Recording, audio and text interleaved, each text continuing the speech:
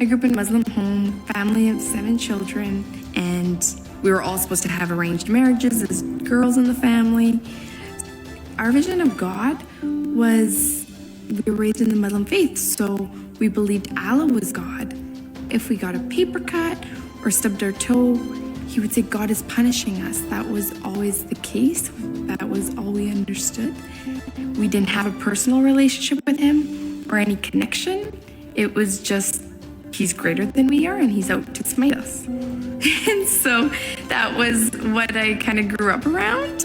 And when I was 9 years old, I met neighbors 2 doors down. They were devout Catholics.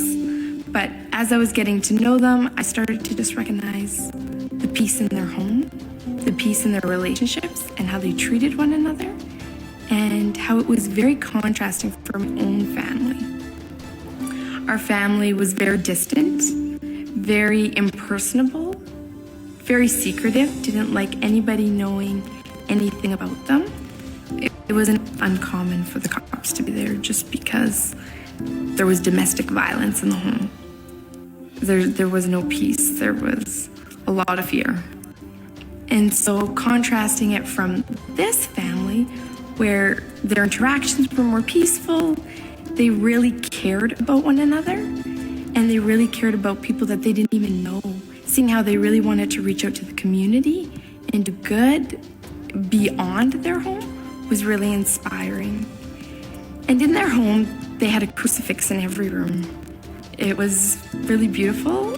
I didn't understand it altogether.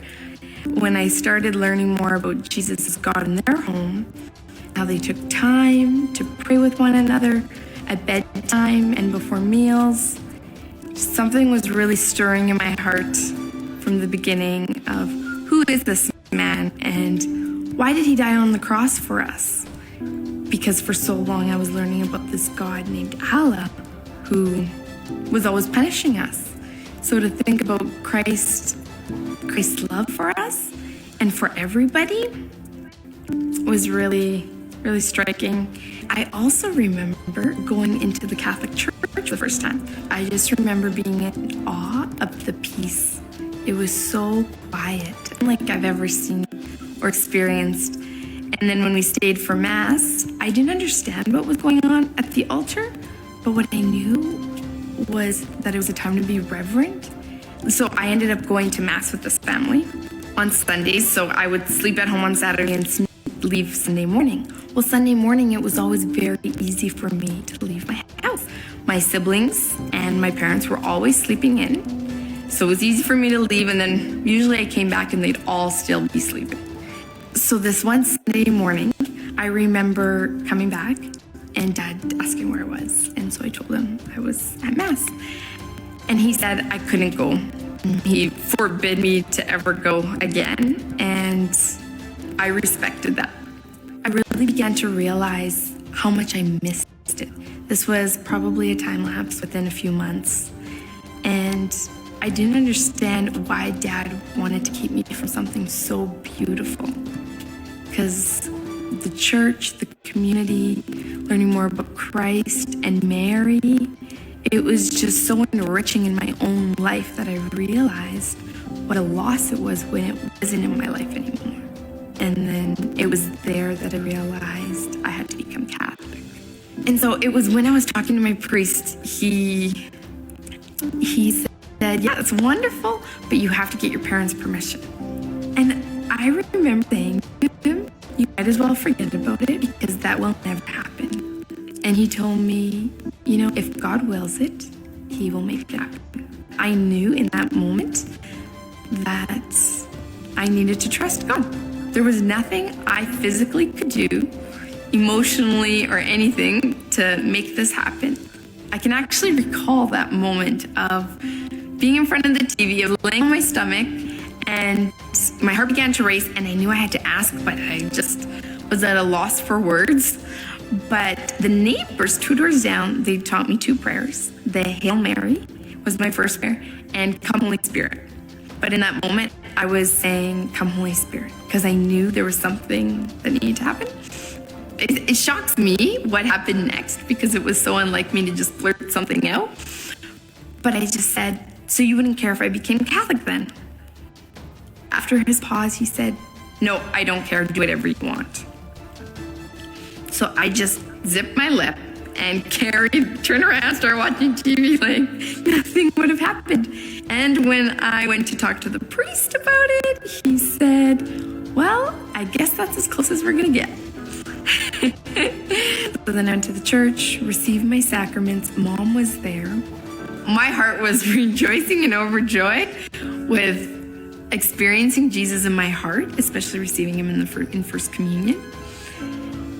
And that was a huge grace. Oh, I just remember it thinking, wow, what a gift to receive the King, who I've accepted as King, and the God of my life, to receive him in his body and blood.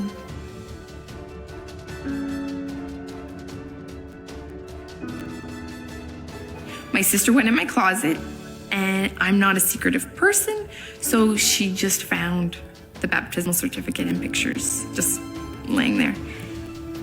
And so she showed my dad. And oh, Dad was so mad. What I heard him say was that she's not my daughter.